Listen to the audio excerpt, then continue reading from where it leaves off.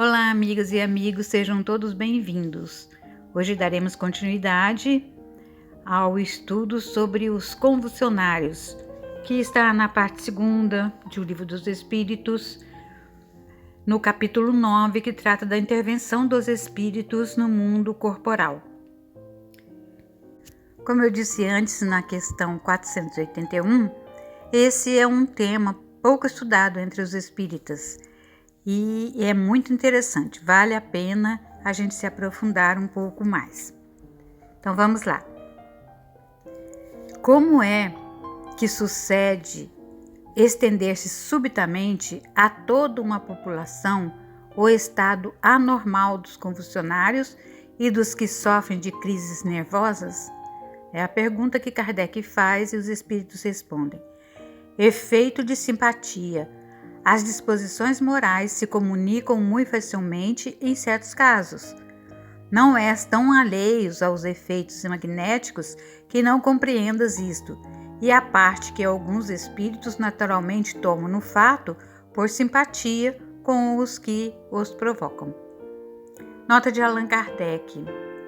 Entre as singulares faculdades que se notam nos convulsionários, algumas facilmente se reconhecem, de que numerosos exemplos oferecem o sonambulismo e o magnetismo, tais como, além de outras, a insensibilidade física, a leitura do pensamento, a transmissão das dores por simpatia, etc.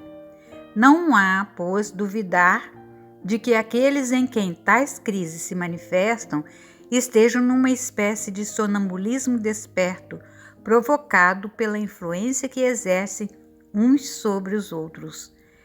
Eles são, ao mesmo tempo, magnetizadores e magnetizados inconscientemente. Miramês diz que, para compreender um fato de que o estado anormal dos convulsionários estender-se subitamente a toda uma população, necessário se faz que busquemos exemplos como os realizados pelos magnetizadores e magnetizados. Em um espetáculo onde os artistas são magnetizadores e magnetizados, a plateia, em se afinando com os dois personagens, sente a sua influência. Os convulsionários entram em transe, por si ou provocado, usando todos os seus poderes, e como sempre se encontram sensitivos em variadas escalas. Muitos deles caem igualmente em transe magnético. Esses são os simpáticos aos trabalhos que se realizam, mas no fundo o agente é somente um, o magnetismo dos provocadores do fenômeno. Os casos de sensibilidade aguçada ou insensibilidade depende da vontade do sensitivo e daquele que provocou o estado de transe. O ideal é, pois, o ponto de força onde busca a criatura o prazer em se sacrificar.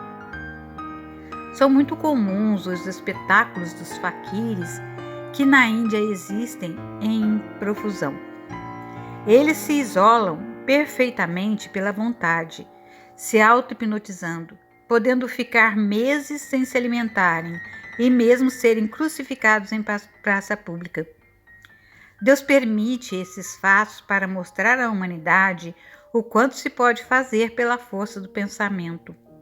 Muitos usam suas forças em proveito próprio ou por vaidade, mas isso é o começo do desabrochar dos seus dons espirituais, que mais tarde tomarão outros caminhos, aqueles ensinados e trilhados por Jesus Cristo, o nosso Mestre.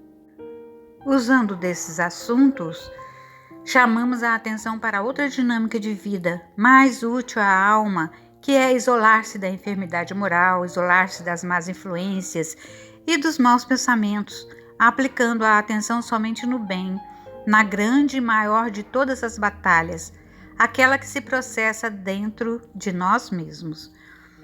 Os fenômenos exteriores estão se arrefecendo porque eles despertam a alma, mas o que leva o espírito a interessar-se mais pelas belezas da vida espiritual é a consciência da vida imortal.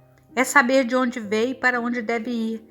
É o prazer de viver onde quer que seja, compreendendo que se encontra dentro do eterno, desaparecendo presente, passado e futuro.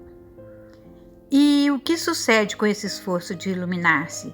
Surge a esperança, e da esperança passamos para a felicidade, que nos espera para a vida eterna com Jesus sob as bênçãos do Criador. O efeito das sugestões se processa todos os dias sob a nossa vista. Basta prestar atenção no correr dos fatos. Aquele que tem simpatia por nós, por exemplo, estabelece uma corrente de influência entre os dois corações, e a verdade é que ninguém influencia sem ser influenciado. Mesmo entre a humanidade de que fazemos parte, encarnados e desencarnados, existe uma corrente de influências que se interligam a todos os nossos pensamentos. São mesclas de todas as criaturas. A clareza de ideias depende do esforço de todos, mas enquanto muitos dormem, desconhecendo esta verdade, façamos a nossa parte, purificando o que vem ao nosso encontro por lei de sintonia.